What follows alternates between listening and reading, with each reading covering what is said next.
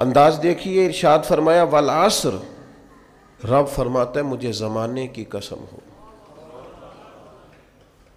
اللہ کو بھی قسم اٹھانے کی ضرورت ہے، مالک کریم کو بھی کیا حاجت ہے کہ وہ قسم اٹھائے، لیکن تاکید کر کے بات ذہن میں اتارنے کے لیے۔ انسان کا مزاج ہوتا ہے نا، جس بات پہ قسم اٹھائی جائے اس کو انسان سمجھتا ہے زیادہ پکی ہے، تو طبع انسانی کے مطابق بات کی، فرمایا والعصر، زمانے کی قسم ہو۔ انسان کو پیدا کرنے والا رب قسم اٹھا کے انسان کی ایک بات کرتا ہے، والعصر، مجھے قسم ہو زمانے کی، ان الانسان لفی خسر، انسان کو پیدا کرنے والا رب فرماتا ہے بے شک انسان خسارے میں، گھاٹے میں، نقصان میں۔ لوگ اس کو کہہ رہے ہیں بڑا سیٹ ہے، لوگ کہہ رہے ہیں بڑا کامیاب ہے، یہ بھی کہہ رہا ہے اللہ کا بڑا شکر ہے، لیکن پیدا کرنے والا رب، انسان کو بنانے والا، اس کو جاننے والا رب فرماتا ہے مجھے زمانے کی قسم ہو یہ نقصان میں ہے۔ اور خسارہ، اس خسارے کو نہیں کہتے ہیں کہ لوگ کہتے ہیں میں نے کاروبار کیا تھا تو نفع نہیں ہوا، نقصان ہوا۔ خسارہ اس خسارے کو کہتے ہیں جو اصل مال بھی ضائع ہو جائے، راس المال بھی ضائع ہو جائے تو کہتے ہیں خسارہ ہوا ہے، یعنی اس کے پاس جو تھا اس میں بھی یہ خسارے میں، کہ یا اللہ سارے خسارے میں ہے؟ فرمایا نہیں، الا الذین آمنوا، جن میں 4 صفتیں پائی جائیں وہ نہیں خسارے میں۔ ان میں پہلی صفت یہ ہے کہ الا الذین آمنوا، بے شک وہ لوگ جو ایمان لائے، مگر وہ لوگ جو ایمان لے آئے، جن کا ایمان مضبوط ہو، جن کا عقیدہ ہو کہ اللہ ہمارا رب ہے، وہی پیدا کرنے والا ہے، وہی رزق دینے والا ہے، اسی کی تقدیر کا غلبہ ہے، رب کریم ذرے ذرے کو جانتا ہے، اللہ تعالیٰ نے جس حال میں رکھا ہے یہی حال میرے لیے بہتر ہے۔ انسان محنت پوری کرے، نتیجہ اپنے رب پہ چھوڑ دے، اسباب سارے جمع کرے، بھروسہ اپنے اللہ تعالیٰ پہ کرے، عقائد کے لحاظ سے پختہ ہو، اور پھر اس کا عقیدہ ہو کہ بعد از خدا بزرگ توئی قصہ مختصر، کائنات میں سب سے عرفہ والا، عظمتوں والے، شانوں والے، بلندیوں والے، رفتوں والے، کائنات کے امام، نبیوں کے امام، رسولوں کے امام، فرشتوں کے امام، محبوب مطلق اگر کوئی ہے تو جناب محمد رسول اللہ ہے صلی اللہ تعالی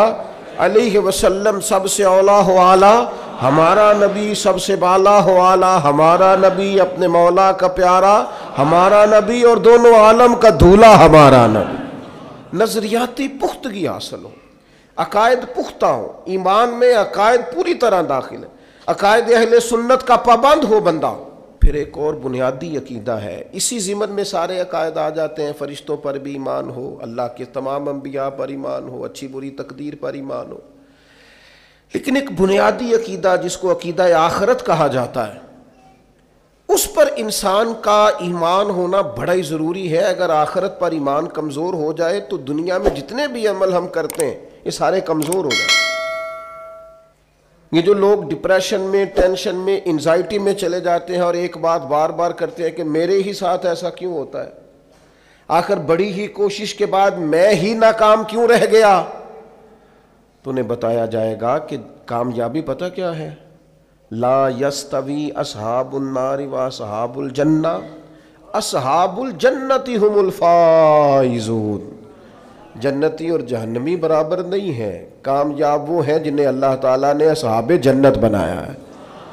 جو جنتی ہیں وہ کامیاب ہیں، جس کو اپنی آخرت کے تعلق سے اللہ تعالیٰ نے فکر سلیم دی ہے، راہ ہدایت دی ہے، اعمال حسنہ پر استقامت دی، اور وہ سمجھتا ہے کہ میں محنت اپنی آخرت کو ٹھیک کرنے کے لیے کر رہا ہوں، جد و جہد میری اپنی قبر کے لیے، حشر کے لیے، آخرت کے لیے۔ آخرت پر جس بندے کی توجہ ہے وہ بندہ کامیاب ہے۔ اس لیے دنیا میں اگر دنیاوی طور پر کوئی ناکامی آ بھی جائے تو کوئی اتنی بڑی ناکامی نہیں ہے، اس لیے کہ اصل کامیابی آخرت کی کامیابی۔ تو عقائد مضبوط ہوں، اور پھر عقائد اہل سنت کی پابندی اس کے پاس موجود ہو، نہ رفض کی طرف اس کا رجحان ہو، نہ خارجیت کی طرف اس کا رجحان ہو، اس کے نظریات ستھرے ہوں، اجلے ہوں، خوبصورت ہوں، وہ رسول پاک کی ذات گرامی کی پوری غلامی کرنے والا وہ شخص، تو اس کے نظریات اعلیٰ ہوں۔ تو فرمایا کہ انسان خسارے میں ہے الا الذین آمنوا، مگر وہ لوگ جو ایمان لائے، وعملوا الصالحات، اور جنہوں نے نیک اعمال کیا۔ اور یہاں بات ختم نہیں ہوئی، دو صفتیں اور بھی پیدا کریں۔ یہ دو باتیں ان کی اپنی ذات تک تھیں، آمنوا وعملوا الصالحات، یہ دو باتیں ان کے اپنے لیے تھیں۔ اب وہ سوسائٹی کو کیا دیں؟ دو کام معاشرے کے لیے بھی کریں، وتواصوا بالحق، حق بات کی نصیحت کریں وہ معاشرے میں، خیر کی بات کی نصیحت کریں، وائرل باتیں نہ کریں۔ کہ آج کل یہ موضوع چل رہا ہے تو ذرا میں اس پر بولوں گا تو کچھ ویوز میرے بھی بڑھ جائیں گے، وائرل باتیں نہیں کریں۔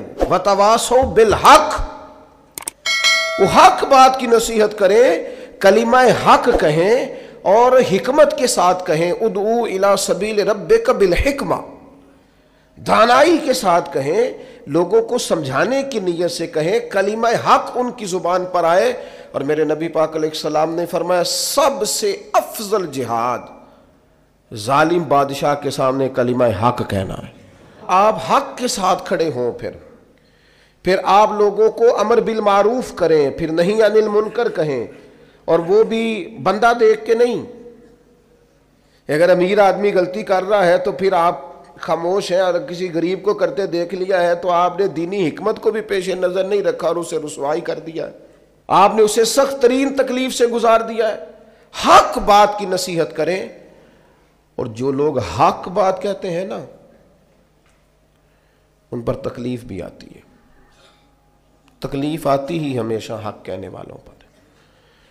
تو چونکہ میدان لگایا ہے، اب حق میں نکلے ہو، اب تم نے سفر شروع کیا ہے تو بھائی پیروں پہ چھالے تو پڑیں گے، سفر کرو گے تو تھکاوٹ تو ہوگی، کوئی رستہ طے کرو گے تو گرد تو پڑے گی، اگر کسی سمت تیز دوڑو گے تو مخالف سمت سے ہوا تو تیز آئے گی۔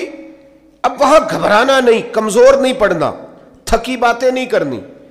اب ایسا نہ ہو کہ تم نے معذرت خواہانہ رویہ اختیار کیا، وتواصوا بالحق وتواصوا بالصبر، وہ حق بات کی وصیت کرتے ہیں اور ایک دوسرے کو صبر کی تلقین کرتے ہیں۔ چار صفات پیدا کریں تو خسارے سے بچ سکتے ہیں۔